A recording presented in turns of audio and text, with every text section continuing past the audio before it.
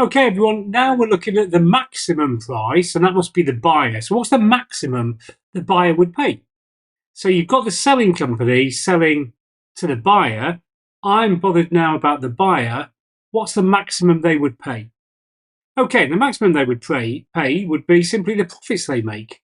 So, if they were to sell the goods on for 300 and the buying company division had to do some things themselves before they could sell it on, and that cost them 240, then the maximum they'd pay for anything coming into their business before is the profit that they'd make of 60. If they paid more than 60 for whatever it was, then they'd make a loss. So the maximum they'd pay is 60. The maximum they'd pay is the profit they make. Sometimes you see it called poshly the net revenue that they make, but it's basically the profit that they make.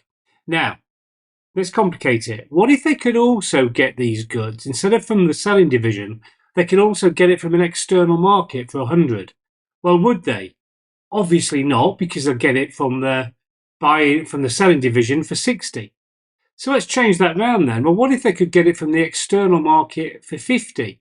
Then the most they'd ever be willing to pay the selling division is 50, because the external price is lower. So that's the basic rule. What's the maximum they'll be willing to pay, the profit they make, or the external price for it if that's lower?